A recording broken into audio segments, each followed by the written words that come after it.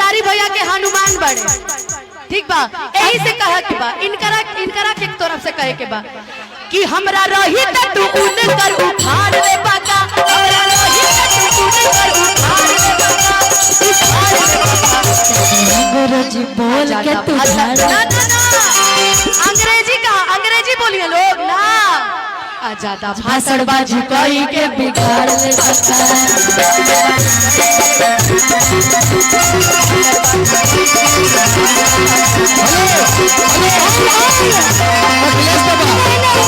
अखिलेश सर भाई देखिए इधर सुनिए।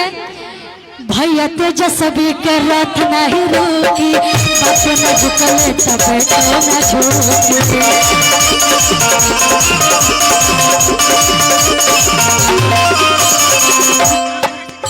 के रथ नहीं रुकी, बाप न झुक तब तो न झुकी।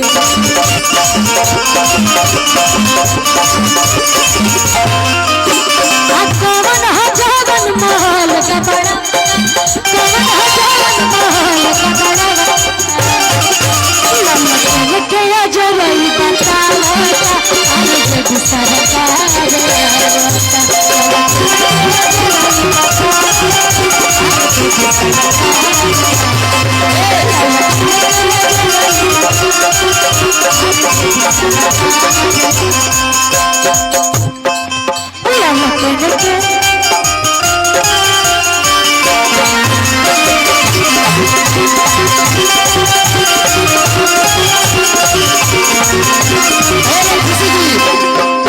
लाल ये गोहाल पूछे आइल बाबे हो,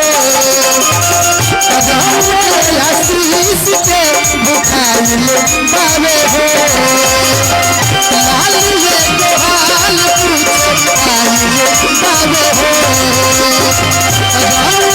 आशीष के बुखाइल हो।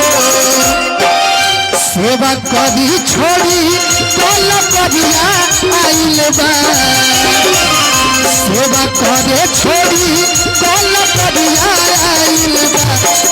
हो होत मांगे पबिया सदिया आइल बा, हो होत मांगे पबिया सदिया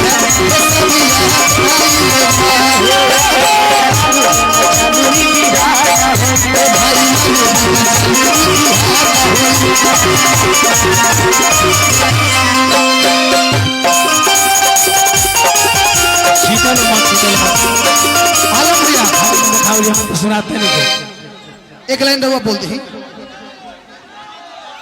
देखी हेलो हेलो, आप लोग के पता बा कि 4 बजे तक के परमिशन रहे। आप लोग आलम भैया हम सबकी जान है और इनके घर पे सारे कलाकार आ रहे हैं। ये आलम राज ऐसा व्यक्ति है कि 15 साल से 12 साल से खेसारी लाल यादव का छोटा भाई बन के है। तो हमें अपने घर में गाने का काम नहीं करना है, हमें अपने घर में बाहरी को बुला के गवाना है आप लोग के लिए, इंटरटेन के लिए। हम तो हमेशा अवेलेबल है छपरा में। चुनाव जीतैला के बाद तू लोग के चौकी पे बैठ के भैया को यहाँ हम बजाई, ठीक बा। तो रोज कार्यक्रम बा, रोज भोजपुरी के बड़का बड़का स्टार है यहाँ। आप लोग 2 नंबर पे शत्रुघ्न यादव आई, खेसारी भैया के फोटो रही, जे भी हमार नौजवान भाई बा, हमार छोट भाई बा, अपना